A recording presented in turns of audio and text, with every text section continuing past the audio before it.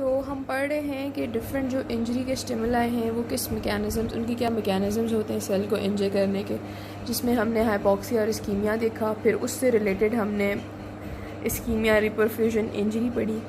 अब हम देखने लगे हैं कि ऑक्सीडेटिव स्ट्रेस क्या होता है। ये भी एक स्टिमुलस होता है जो सेल पे इंजरी कॉज करता है। ठीक है, ऑक्सीडेटिव स्ट्रेस पे जाने से पहले मैंने कुछ टर्म्स बतानी है आपको, जिसमें हमारे पास आता है फ्री रेडिकल्स क्या होता है और ROS रिएक्टिव ऑक्सीजन स्पीशीज़ क्या होती हैं। सबसे पहले तो आपको पता होना चाहिए कि फ्री रेडिकल क्या होते हैं।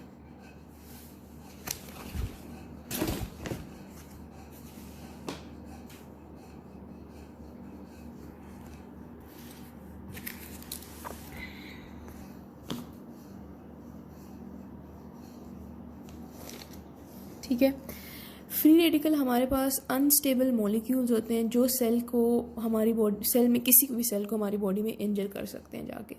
ठीक है, नंबर 1 ये क्या होते हैं, अनस्टेबल मॉलिक्यूल्स। अब ये अनस्टेबल होते क्यों हैं, फ्री रेडिकल्स बॉडी में बनते कैसे? अनस्टेबल ये होते हैं, ये इसलिए होते हैं क्योंकि हमें पता है कि हमने पढ़ा हुआ है एटम्स के बारे में, ठीक है, और मॉलिक्यूल्स के बारे में पढ़ा हुआ है, और उसमें हमने पढ़ा था कि अगर आप किसी एक एटम में से या किसी एक मॉलिक्यूल में से कोई इलेक्ट्रॉन निकाल देते हो तो वो अनस्टेबल हो जाता है, या जब तक कि वो रिएक्ट नहीं करता किसी और मॉलिक्यूल के साथ या एटम किसी और एटम के साथ। ठीक है, तो इसमें यह है कि जब ये कोई ऐसा एटम या मॉलिक्यूल होता है, जब वो कोई इलेक्ट्रॉन गेन या लूज़ करता है तो वो अनस्टेबल हो जाता है। ठीक है, एक होता है, हमने केमिस्ट्री में ये बात पढ़ी है कि मॉलिक्यूल्स हमेशा स्टेबिलिटी अचीव करने की कोशिश कर रहे होते हैं। ठीक है, अब वो स्टेबिलिटी कैसे अचीव करते हैं, जब उनके बाहर जितने इलेक्ट्रॉन्स उनको स्टेबल, जिस तरह फर्स्ट शेल में 2 इलेक्ट्रॉन्स होते हैं तो ये एक स्टेबल मॉलिक्यूल एटम है। ठीक है, अब इसमें से अगर आप ये एक इलेक्ट्रॉन निकाल देते हो, ठीक है, तो ये न्यूक्लियस है, ये फर्स्ट शेल है, और फर्स्ट शेल में अगर एक इलेक्ट्रॉन है तो इसको हम अनस्टेबल एटम कहते हैं। क्यों? क्योंकि ये ढूंढ रहा होता है कहीं से एक इलेक्ट्रॉन इसके अंदर, इसकी पहली शेल में आए और ये स्टेबल होए तक। ठीक है, ये केमिस्ट्री की बात है। तो ये हमारे पास free radical and unstable molecules होते हैं जो किसी इलेक्ट्रॉन की एडिशन या उसके रिमूवल की वजह से बनते हैं किसी मॉलिक्यूल या एटम में। ठीक है, ये बन सकते हैं नॉर्मल मेटाबॉलिज्म्स में भी, जिस तरह हमने सेल के अंदर जो डिफरेंट नॉर्मल मेटाबॉलिज्म्स पढ़े हैं, क्रेब्स साइकिल पढ़ी हुई है, ग्लाइकोलाइसिस पढ़ी हुई है हमने, ग्लूकोनियोजेनेसिस पढ़ी हुई है हमने, ये सारे नॉर्मल मेटाबॉलिज्म्स हैं। इन मेटाबॉलिज्म्स में भी, इनके रिजल्ट में भी ये अक्सर बन जाते हैं एज इनके मेटाबोलाइट्स की तरह। ये अक्सर इनकी सिंथेसिस हो जाती है मेटाबॉलिज्म्स के दौरान अनस्टेबल मॉलिक्यूल्स की, जिनको हम फ्री रेडिकल्स कहते हैं।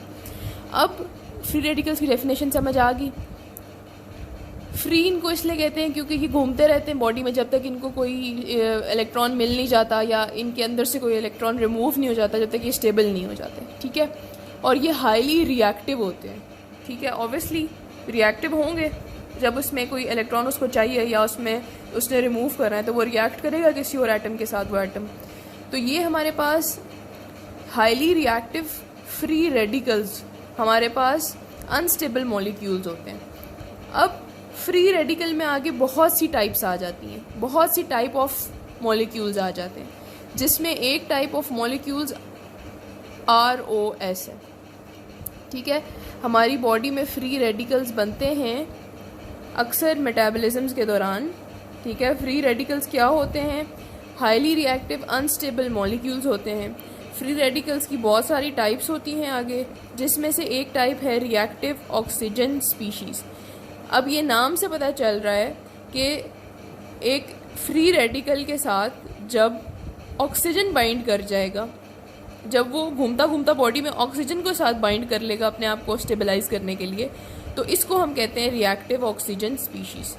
ठीक है, ये रिएक्टिव ऑक्सीजन स्पीशीज़ जो होती हैं हमारे पास, रिएक्टिव ऑक्सीजन स्पीशी हो चाहे फ्री रेडिकल हो, ये हमारे पास बॉडी में सेल्स के लिए हार्मफुल होते हैं और ये सेल्स को एज आ इंजरी का स्टिमुलस की तरह से ये सेल पे एक्ट करते हैं, ये स्टिमुलाई देते हैं सेल की इंजरी की। आगे हमें पता है या रिवर्सिबल इंजरी होती है या इरिवर्सिबल इंजरी होती है। अगर इरिवर्सिबल हो जाए तो वो सेल डेथ की तरफ ले जाती है। वो बाकी सारी बातें हमने पढ़ी हैं। अब हम पीछे से पढ़ रहे हैं इंजरी के बारे में। पहली टाइप हमने देखी हाइपोक्सिया इस्कीमिया, दूसरी टाइप हम देख रहे हैं ऑक्सीडेटिव स्ट्रेस। अब जब ROS बहुत ज़्यादा हो जाते हैं तो सेल के ऊपर स्ट्रेस पड़ता है, इसको हम ऑक्सीडेटिव स्ट्रेस कहते हैं, ठीक है। अब बॉडी में डिफरेंट तरीके होते हैं जिनसे ये ROS हमारे पास बन रहे होते हैं और रिमूव भी हो रहे होते हैं। अगर इनकी एक्यूमुलेशन हो जाए तो ये सेल को इंजरी करते हैं। तो इनके बनने के हमारे पास दो तरीके हैं। उन दो तरीके में आपने याद रखने के, पहला तरीका जो होता है वो ये होता है कि हमारी बॉडी में ऑक्सीडेटिव रिएक्शंस हो रहे थे, रेडॉक्स रिएक्शंस हो रहे होते हैं, ठीक है।